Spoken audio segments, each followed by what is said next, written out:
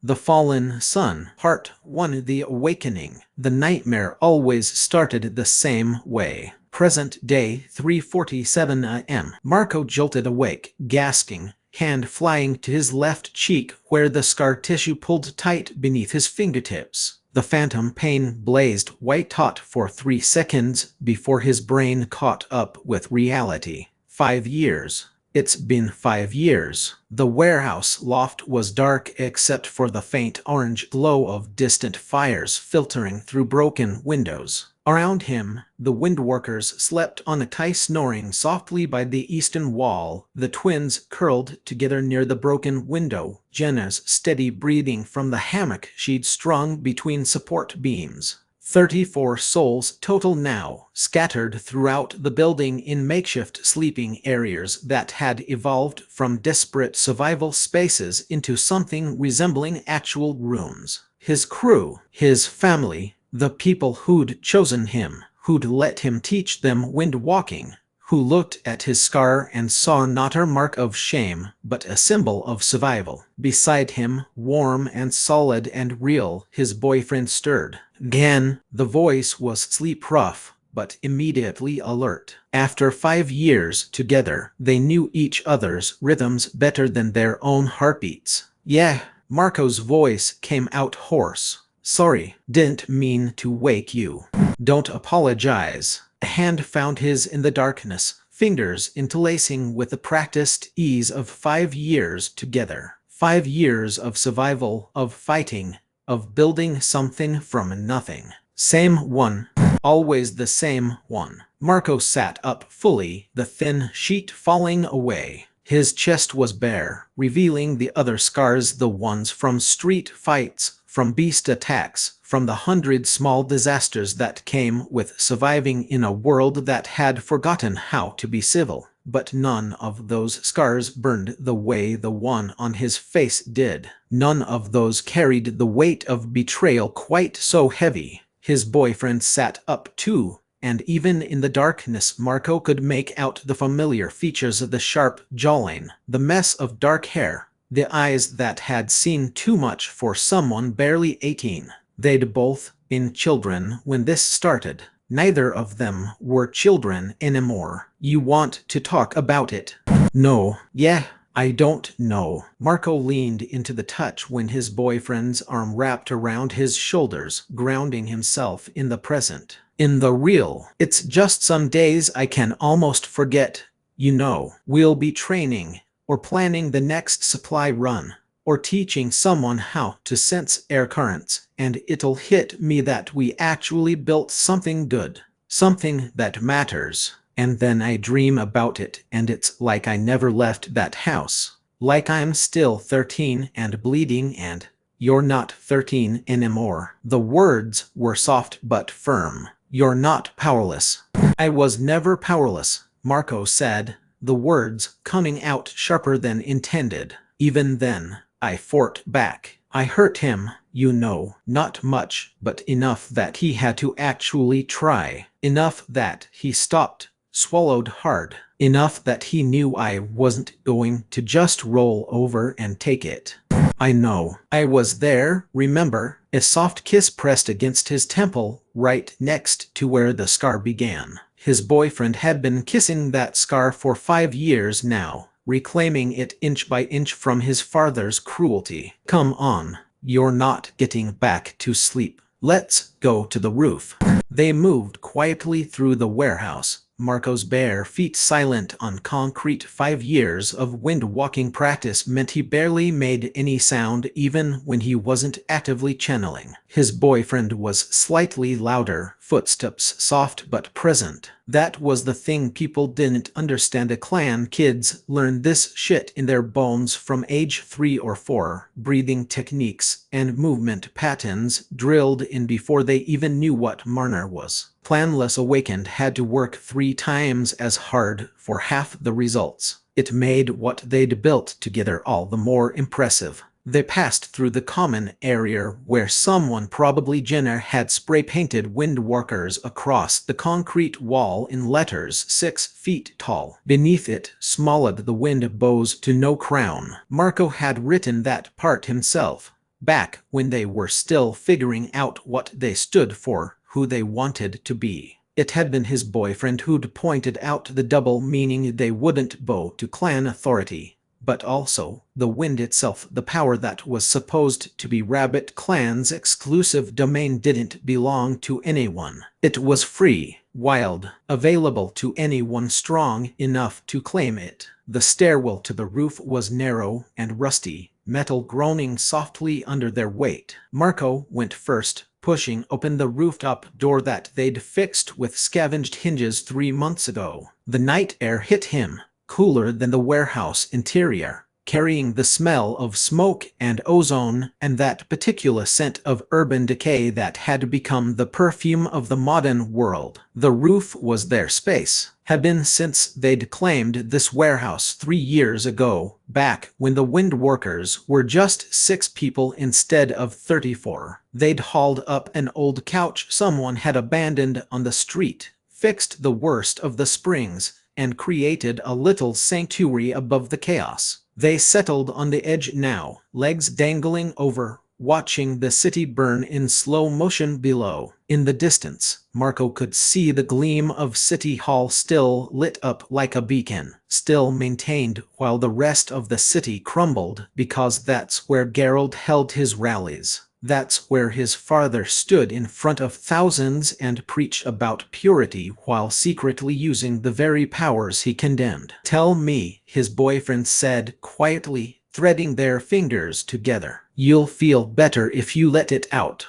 Marco touched his scar, tracing the familiar raised line from cheekbone to jaw. 3 inches of raised tissue that pulled slightly when he smiled, that ached in cold weather, that served as a constant reminder of the night his childhood ended. And then, because even after 5 years the memories still needed release like poison from a wound, he talked. Part 2: The Breaking. 5 years ago, 2020, the Rabbit Clan estate sprawled across 12 acres of manicured perfection.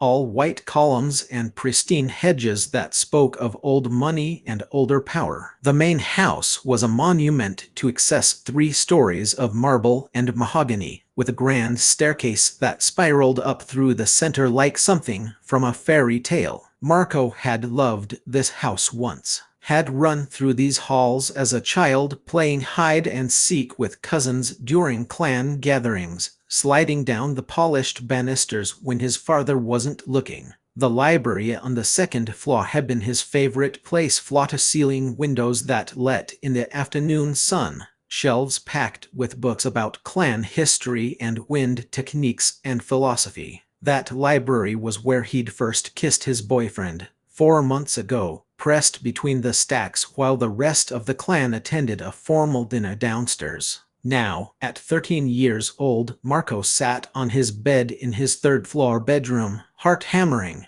listening to footsteps thunder up the main staircase. Each step echoed through the house like a death knell. He knew those footsteps, had known them his whole life, measured, purposeful, each one deliberate as a judge's gavel. His father never ran, never rushed, but tonight, each step hit the marble with enough force to make the chandelier in the entryway jingle softly. They told him. Beside him on the bed, his boyfriend gripped his hand hard enough that Marco's fingers were going numb. The other boy was shaking, not with fear exactly, but with a kind of adrenaline that came from knowing something terrible was about to happen and being powerless to stop it. Except they weren't powerless. Not anymore. "We can say I broke in," his boyfriend whispered frantically, the words tumbling out fast and desperate. "We can say you didn't know I was here, that I climbed through the window, that you woke up and found me and were about to call security." "No." Marco's voice came out steadier than he felt. He squeezed his boyfriend's hand back,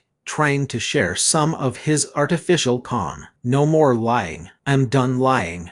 "Marco, he's going to. I know what he's going to do." Marco did know. Had known since the moment his father's assistant had walked past his open bedroom door an hour ago and stopped, eyes widening at the sight of two teenage boys sitting much too close together on the bed, wind-walking practice manual spread between them. Had known from the way she'd hurried away without a word, practically running down the hallway. It's too late to pretend now, so we tell the truth, all of it. His boyfriend looked at him with eyes too old for 15, eyes that had already seen too much of the world's cruelty. They'd met 6 months ago at one of the public parks where newly awakened gathered to try and figure out what the hell was happening to them. His boyfriend had been terrified, hands shaking, eyes wild, babbling about how he could feel the air moving, how it was like every breath in a 100-foot radius was suddenly visible to him,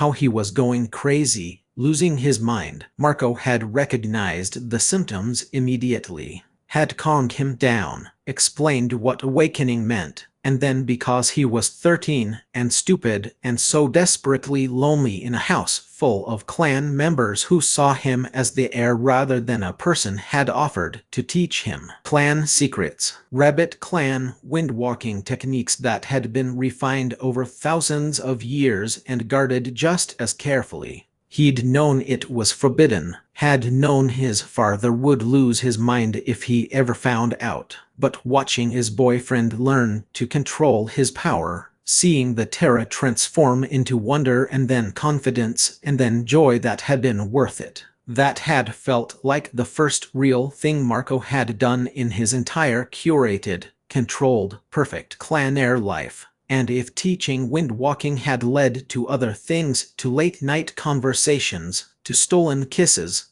to the slow realization that what he felt wasn't just friendship or mentorship but something deeper, something real, well, that had been worth it too. The footsteps reached the 3rd floor, stopped outside his door. Marco stood up, pulling his boyfriend with him, and faced the door. His heart was trying to beat its way out of his chest, but he kept his shoulders back, chin up. If this was happening, he'd face it standing. The door slammed open hard enough to crack the doorframe, wood splintering where the lock tore free. Gerald stood silhouetted in the hallway light, still in his crisp suit from the afternoon's community meeting, what he called the early gatherings that would eventually become the Purity Movement rallies. Even at 42, Gerald was beautiful in that terrible way charismatic men could be: sharp jawline, silver threading through dark hair at the temples,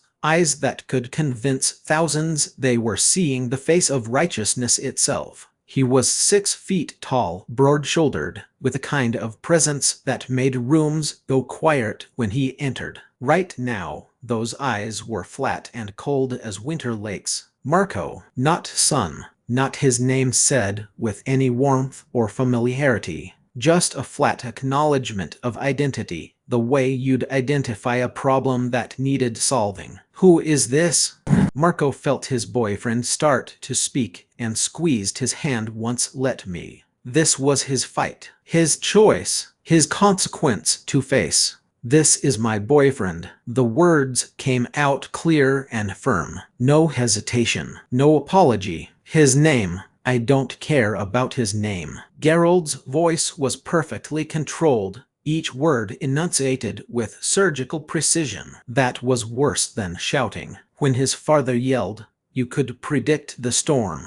When he went cold like this, anything could happen. What I care about is why there is a clanless nobody in my house, in my son's bedroom.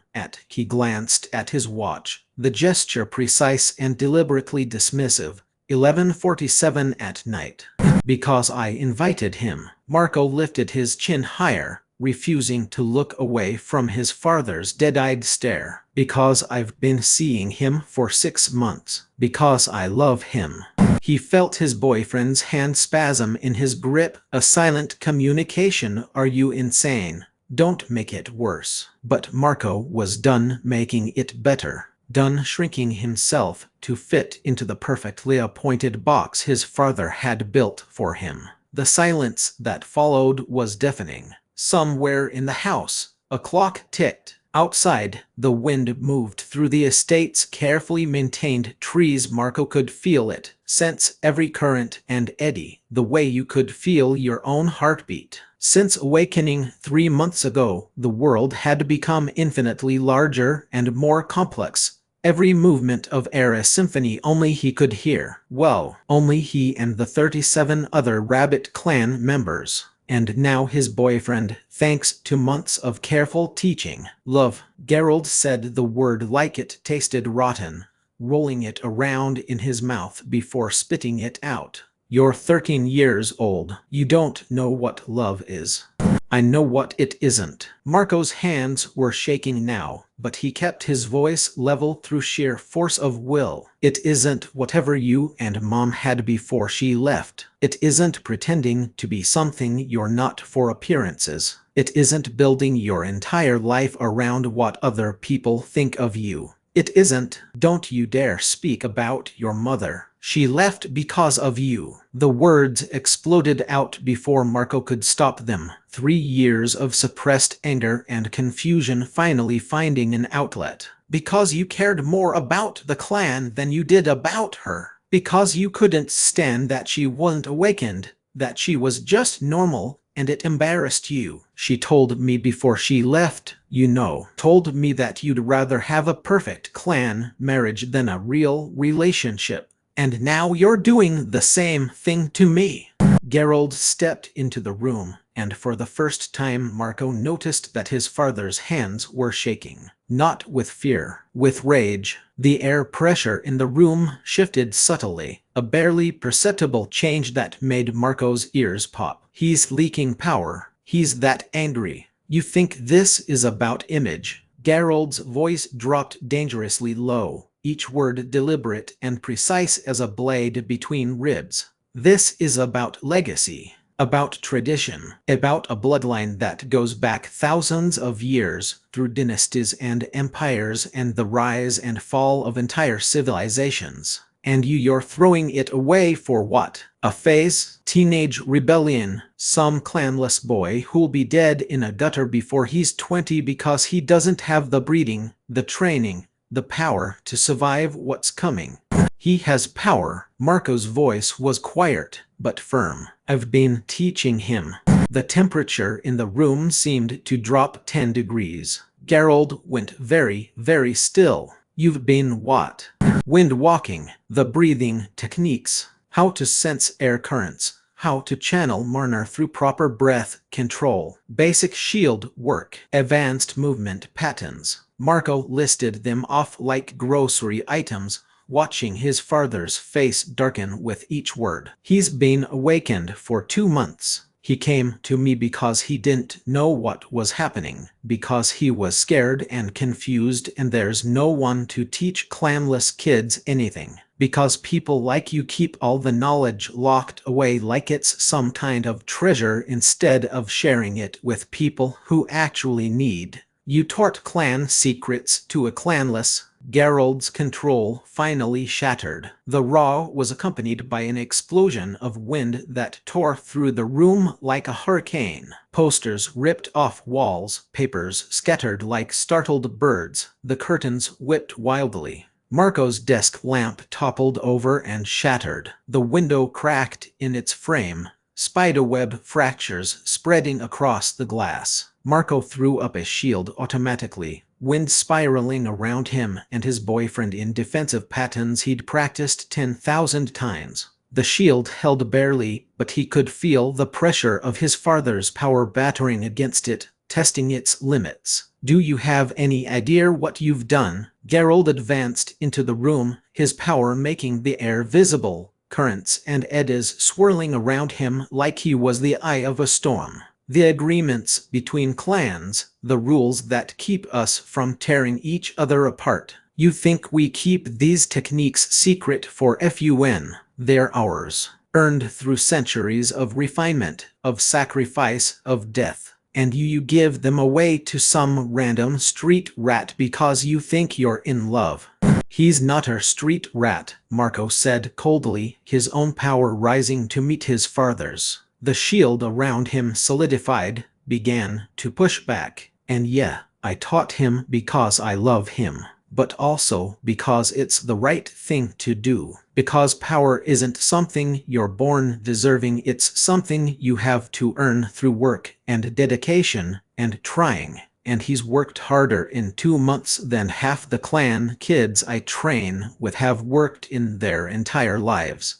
His boyfriend made a small sound behind him, part fear, part pride, part disbelief that Marco was actually saying this to the head of a great clan. But he stayed silent otherwise. Smart. This wasn't his fight to have. Not yet, anyway. Get out, Geralt said to him, voice deadly quiet beneath the howl of wind. Get out of my house. Now. No. Marco stepped more firmly in front of his boyfriend, shield expanding to cover them both completely. If he goes, I go. Is that a threat, boy? It's a promise. Farther. They stared at each other across the wreckage of the bedroom, and Marco could see the exact moment when calculation replaced rage in his father's eyes. This was what Geralt did, what made him so dangerous. He could go from volcanic anger to ice-cold strategy in the space between heartbeats. And Marco knew with sudden terrible clarity exactly what his father was thinking. The purity movement, the community meetings that were slowly morphing into rallies, the speeches about traditional values and the dangers of unchecked awakened running wild through the streets. His father was building something, positioning himself as a leader, as someone people could trust. A gay son would shatter that image. A gay son who was teaching clan secrets to clanless awakened, who was actively undermining the entire clan system, who represented everything Geralt was preaching against. Unthinkable. You're going to use your powers to build a movement against people with powers, Marco said slowly, the pieces clicking into place with horrible clarity. That's what this is really about. You don't actually care about God or purity or protecting people from dangerous awakened. You just want to be in control. You want to decide who gets to keep their power and who doesn't. Who's acceptable and who's, what's the word you used in that speech last week? Freakborn. Something flickered across Geralt's face. Surprise, maybe, that his 13-year-old son had figured it out. I care about order, Geralt said, voice dropping back to that terrible calm. About protecting what we have from chaos. These street awakened, these untrained animals who think having power makes them gods, they're going to tear society apart. Someone needs to stand against them. Someone needs to be the voice of sanity and strength, while secretly being awakened yourself, while using wind techniques every single day, while having an entire clan of powered individuals under your command. Marco laughed, the sound bitter and broken. You're not fighting for order, Dad. You're fighting for a world where only the right kind of awakened people like us, clan members, the ones with proper breeding, get to keep their power. Everyone else is just what? Acceptable casualties in your quest for control. You're too young to understand the complexities. I understand you're a hypocrite. Marco felt his own power building, responding to his anger, to his pain, to the sheer wrongness of everything his father was saying. I understand you're going to stand up on stages and tell people that awakened are dangerous and unnatural while you're using our legacy techniques to make yourself seem untouchable, divine, chosen by God himself. And I understand that you'll throw away your own son before you'll risk your precious movement. The words hung in the air like smoke from a funeral pyre. I am trying to protect you. Geralt's voice rose again, genuine emotion breaking through the calculated facade. To protect this family. Do you think the world will accept you as you are? Do you think people will look at a gay, awakened clan heir and see anything except everything they fear? I'm building something that can shelter us, that can let us survive what's coming, and you're too stupid and naive to see it. You want me to hide, to pretend to be your perfect little puppet son who stands next to you at rallies and shows everyone that even the awakened can be good if they just follow your rules, if they just submit to your authority. I want you to survive. I want to live. Marco's voice cracked, tears burning his eyes now because this was his father.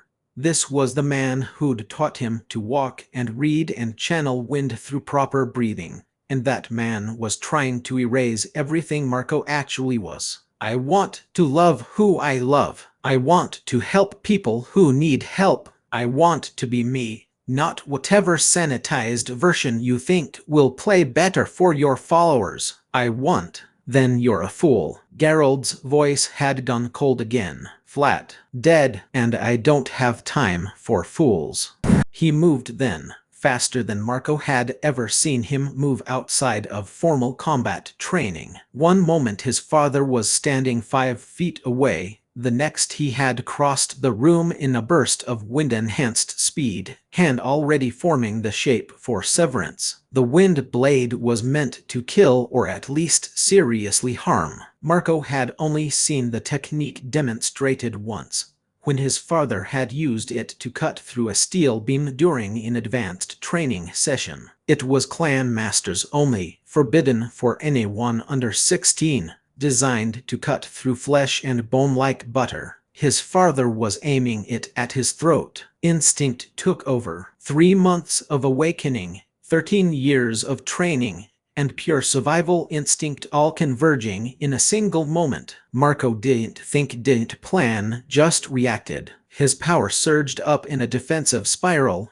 wind gathering from every corner of the room, pulling from the cracked window, from the gaps under the door, from his own lungs. The technique was called Typhoon Shield, and Marco had only successfully performed it twice before in controlled practice. It required perfect control, perfect timing, perfect understanding of air flow dynamics. He got it 90% right. The shield caught his father's attack and redirected it upward. The wind blade carved a 3-foot gash across the ceiling, plaster raining down like snow. The force of the redirected energy sent both of them stumbling backward, Geralt into the doorframe, Marco and his boyfriend into the desk. Pain exploded through Marco's hip as it connected with the desk corner, bright and sharp and real. His boyfriend caught him, held him upright, and together they stared across the wreckage of the room at Geralt. For one perfect, terrible moment, nobody moved. Father and son, teacher and student, clan head and heir. And Marco saw the exact second his father decided he was no longer any of those things. You dare, Geralt said softly, voice barely above a whisper beneath the settling dust. You dare raise power against me, your own father, your clan head. You tried to kill me. I am disciplining my child. The words came out as a roar that made the cracked window finally shatter, glass exploding outward into the night. You will submit or you will learn what it means to defy the head of a great clan. I won't submit. Marco was shouting too now, scared out of his mind but unable to stop, unable to back down, unable to be anything except exactly who he was. I won't hide. I won't pretend. I won't be your perfect little propaganda piece while you tell the world that people like me are abominations. I am Gay and I am awakened and I am teaching whoever the hell I want because power should be free, not hoarded like. Geralt's face twisted into something ugly. Something that barely looked human. Then you're not my son, he said. The words hit harder than any wind blade could have. Dad, you're not my son, Geralt repeated, and this time his power rose like a tidal wave, like a force of nature, like the accumulated weight of thousands of years of Rabbit clan mastery channeled through a single furious man. You're just another awakened who needs to learn his place. What followed was less a fight and more an execution attempt. Part 3: The Scar. Present day 5:47 a.m. I don't know how long it lasted, Marco said quietly, watching the sun paint the horizon in shades of orange and gold. Maybe 2 minutes, maybe 5. Time gets weird when someone's trying to kill you. His boyfriend's arm tightened around his shoulders. They'd moved from the edge of the roof to the salvaged couch, pressed close together against the pre-dawn chill. You never told me it went on that long. There's a lot I never told you. Didn't want you to. Marco trailed off, searching for words. I didn't want you to feel responsible. None of it was your fault. We were both there, Marco. Both chose to be there. Yeah, but I knew what I was risking. You didn't. Marco leaned his head against his boyfriend's shoulder, feeling the familiar warmth, the steady heartbeat. You were just a kid who'd awakened and needed help. I was the one who decided to break every rule in the book to give it to you. Best decision you ever made. Second best. Marco managed a small smile. First best was not dying that night. His boyfriend pressed a kiss to his temple, right where the scar began. Tell me the rest. You'll feel better. So Marco told him about the way his father had moved, not like a man fighting his son, but like a clan master putting down a rabid dog. About the techniques Marco had only seen in demonstrations, now used at full power with lethal intent. About how his father had taken him apart piece by piece, breaking through every defense, countering every desperate attack. About how his boyfriend had tried to help despite his minimal training, throwing his own barely controlled power into the mix, and how Geralt had flicked him aside like an annoying insect. The other boy's head had cracked against the hallway wall hard enough to leave a dent in the plaster, and he'd slumped down, dazed and bleeding. About the moment Marco's concentration had broken, turning toward where his boyfriend lay stunned, and how that split second of distraction had been all the opening Geralt needed. About the wind-enhanced kick that had cracked 3 of his ribs. About flying across the room, slamming into his bookshelf, books cascading down around him while he struggled to breathe through the pain. About the taste of blood filling his mouth where he'd bitten clean through his tongue. About his father's hands hauling him up by his shirt, and the look on Geralt's face, rage and grief, and something else, something that looked almost like regret. I gave you everything, his father had said, voice shaking with emotion that might have been genuine or might have been just another manipulation. Everything, the best training, the best teachers, every advantage a clan heir could want. Private tutors, skill books, access to techniques most awakened will never even hear about. And this is how you repay me? By spitting on our legacy, by choosing him, by throwing away thousands of years of tradition for a boy you've known for 6 months. I chose to be myself, Marco had gasped out, ribs screaming with every breath. That's not something you gave me. That's something I always was. I'm just finally admitting it. Wrong answer.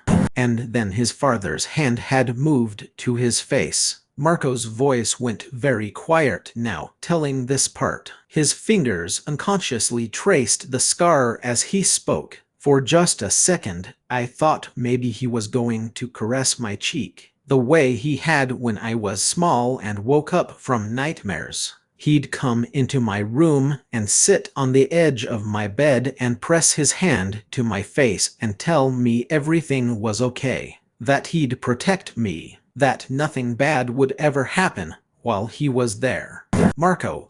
And then I felt the wind gather beneath his palm, razor thin and precise as a surgeon's scalpel. The technique is called etching. Clan masters use it for carving seals into metal, for precision work on beast crystals. It requires perfect control because you're essentially using wind to cut on a microscopic level. He stopped, swallowed hard. He used it on my face. 3 inches from cheekbone to jaw, deep enough to scar forever but not deep enough to disfigure completely. Precise, calculated, a master's control used for maximum cruelty. His boyfriend made a sound, part anger, part anguish, and pulled Marco closer. "There," he said. "Now everyone will know. Marred, the fallen son who chose sin over salvation." Marco's voice was hollow now, reciting the memory like reading from a script. "He released me and I collapsed. Blood everywhere on my face, my hands, my shirt. The flaw his mother had imported from Italy. Blood on the hardwood he was so proud of." "I remember," his boyfriend said quietly. "I was trying to get to you. Kept trying to stand up, but everything was spinning and I could hear you screaming and I couldn't. You did enough. You survived. We both did." Marco turned his head, pressed a kiss to his boyfriend's jaw. "That's what matters." But he kept talking, because the memory needed to be released, needed to be spoken aloud to someone who understood. His father had stepped back after cutting him, straightening his suit jacket as if he hadn't just mutilated his own child, as if there weren't blood, his son's blood splattered on his shoes and pants cuffs. "Both of you," he'd said, voice flat and emotionless. "Get out of my house. Now, if you ever return, I'll have you arrested for trespassing. If you ever speak of this night, I'll destroy you both. If you ever, I'll never stop being who I am." Marco had choked out through the pain and blood and tears. His hand was clamped over the wound, but blood kept seeping between his fingers, pattering onto that perfect imported hardwood. "You can cut me, beat me, throw me away, but you can't make me hide. You can't make me ashamed." And someday he'd looked up, met his father's eyes through his tears and agony. "Someday everyone's going to know exactly what kind of man you really are. What kind of father marks his own son and calls it righteousness." For just a second, something had flickered across Gerald's face. Fear, doubt, recognition that he'd maybe gone too far, crossed a line that couldn't be uncrossed. But then it was gone, replaced by cold dismissal. "Security will escort you to the gates," his father had said. "You have 10 minutes to collect essential belongings. Nothing else. You are no longer Rabbit Clan. You are no longer my heir." He'd paused, and when he spoke again, his voice was quiet and final as death itself. "You are nothing." Present day, 6:15 a.m. He actually said that. Marco finished, watching the sun fully crest the horizon now, painting the broken city in shades of gold and fire. "That I was nothing. That's what he thought giving me the scar would prove. That I was nothing without him, without the clan, without his approval and training and legacy." His boyfriend was quiet for a long moment, arm tight around Marco's shoulders, heart beating steady against Marco's side. "He was wrong," he finally said. "I know. You built something real, something that matters. The Windwalkers were family, real family, the kind that doesn't turn on you when things get hard, the kind that doesn't mutilate you for being yourself." "I know." Marco leaned into him, feeling the absolute certainty of 5 years together. 5 years of surviving the impossible. 5 years of taking the broken pieces of that night and forging them into something strong, something good. "Some days I need to remember it, need to go back to that moment and feel it again so I can remember why we're doing this, why it matters. To help people like us. To give them what the clans won't. To show that power doesn't belong to bloodlines, it belongs to whoever's willing to work for it." "Yeah." Marco touched his scar one more time, feeling the raised tissue, the permanent mark of his father's cruelty. "And to show dear old dad that nothing he did could break me. That his fallen son rose higher than he ever imagined possible." Below them, the city was fully awake now. Somewhere in the distance, an alarm was blaring. Beast attack, probably, or Purity Movement raid. The daily chaos of a world that had forgotten how to be anything except violent. But up here on their roof, Watching the sun paint away the darkness, Marco felt something close to peace. He'd survived. They'd both survived, and in surviving, they'd built something that would outlast Geralt's movement, outlast his lies, outlast every careful manipulation and calculated cruelty. The Windwalkers were real, were growing, were proving every single day that power could be taught, could be shared, could be free. "Come on," his boyfriend said eventually, pressing one more kiss to Marco's scarred cheek, the gesture so familiar now. 5 years of reclaiming that mark as something other than shame. "We've got 3 new recruits showing up at 9. That girl from the east side who can already sense air currents even though she only awakened last week, and those twin brothers who think windwalking is just for show until you kick their asses in sparring." Marco finished, managing a real smile now. The nightmare's grip had finally loosened. The memory had been faced and released back into the past where it belonged. "Yeah, let's go teach some kids what real power looks like." They stood together on that rooftop, hands linked, watching dawn break over a broken world. Marco's father had tried to mark him as fallen, as ruined, as nothing, but Marco had taken that mark and made it a badge of survival, of resistance, of everything Geralt feared most. The scar on his face wasn't shame. It was proof. Proof that you could be beaten down and still rise. Proof that you could be cut and still heal. Proof that you could be called nothing and still become everything that mattered. Below them, the Windwalkers were starting to wake. He could hear Kai's laugh echoing up through the stairwell, Jenna calling out about breakfast, the twins already arguing about today's training schedule, his family, his crew, his revolution. Geralt's time was running out. The Purity movement preached about fallen sons and divine punishment, about the unnatural and the corrupt, but they'd never seen what happened when the fallen son decided to fly. The wind was rising, and Marco was riding it straight toward his father's perfect, hypocritical empire. Not today, not this week, but soon, very soon, the Windwalkers were coming, and this time, the scarred boy from the marble halls would be the one delivering judgment.